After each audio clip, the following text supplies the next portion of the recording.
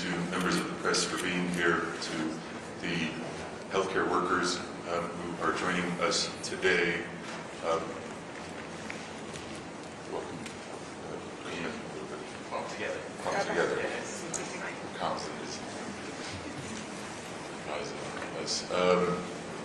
My name is Abbas Alawieh. I am an Uncommitted Delegate from Michigan. I'm a co-founder of our Uncommitted movement. We started our press conference yesterday with a moment of silence for every person, every civilian, every child, every elder, every worker, every sibling who has been killed or harmed in Gaza over the last 10 months using U.S. weapons and bombs. We could take a moment of silence to remember the people we love in Gaza and all those killed on October 7th and afterwards.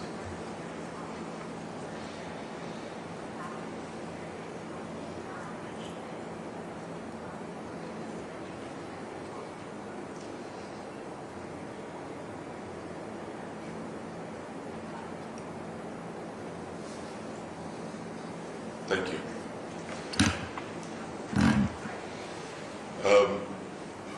Today the focus is our healthcare workers. I am one of the leaders of our Uncommitted National Movement, and I want to give you an update on our work. Uncommitted delegates are here at the convention, not as passive actors. We are here to help deliver a policy that saves and improves lives.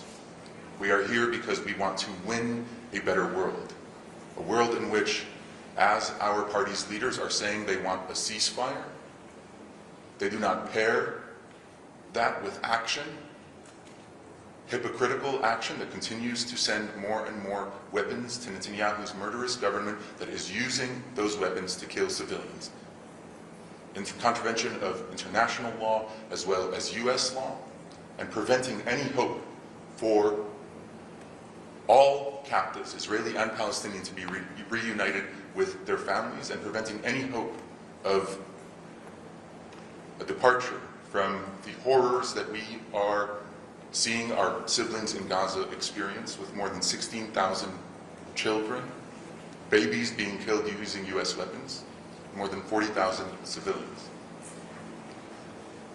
The Uncommitted National Movement mobilized democratic voters, over 740,000 nationally, specifically around the idea that our candidate, regardless of who they may be, needs to update an updated approach to their Gaza policy.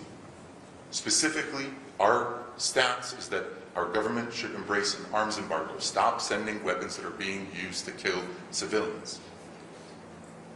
Vice President Harris is engaging with us on this issue. Her team is engaging with us on this issue. We do view that as a positive step in the right direction.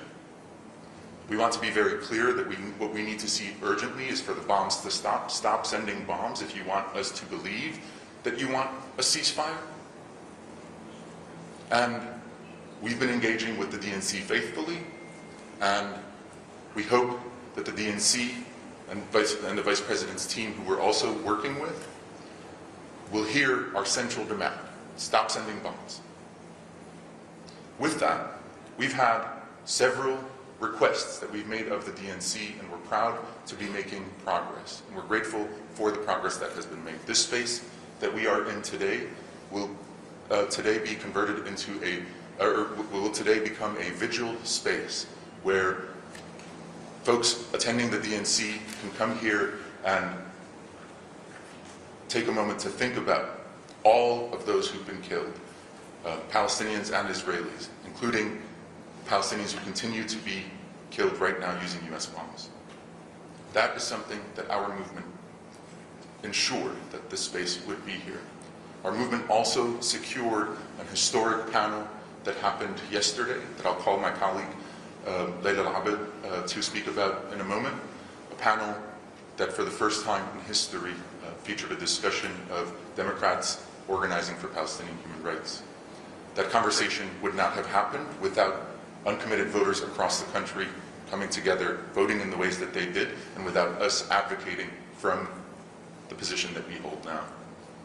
We've gotten some of our uncommitted organizers credentialed to be inside the convention. We are having conversations with as many Democratic leaders as possible, urging them to adopt a policy that stops sending bombs so that we can save lives and ensure the release of all captives, the reunification of all captives, Palestinian and Israeli. Our central demands remain the same. We need to hear Vice President Harris's updated approach on Gaza policy. This is urgent. It's not just urgent, it's a crisis. It's an emergency. In addition, we think that the Democratic National Convention, in accordance with the Democratic Party's platform that has been released, should feature a Palestinian American speaker from the main stage. And the reason why I say in accordance with the platform is the platform says that this party values Palestinian lives and Israeli lives equally. We've seen confirmed reports that Israeli American families with hostages being held will be speaking from the main stage during prime time. We think that's a very positive development. We're glad to see that the Democratic Party will be featuring such voices. We think that it would be a mistake for the Democratic Party to fail to also include a Palestinian American leader speaking from the main stage during this moment of genocide. And so we've passed along several names to the Democratic National Convention staff. A couple of those names include Illinois State Representative Abdel Nasser Rashid. They also include Georgia State Representative Rua Roman. There are plenty of excellent folks to choose from. Virginia Delegate Sam Rasool, Colorado Representative Iman Jodeh. There are Palestinian American leaders who are doing the work within the Democratic Party who deserve to speak from that stage.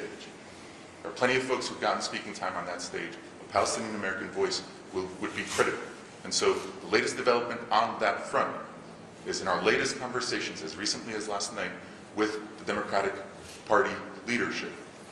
They've said, we haven't confirmed a speaker yet, but we don't have a no for you yet, and that's a positive development.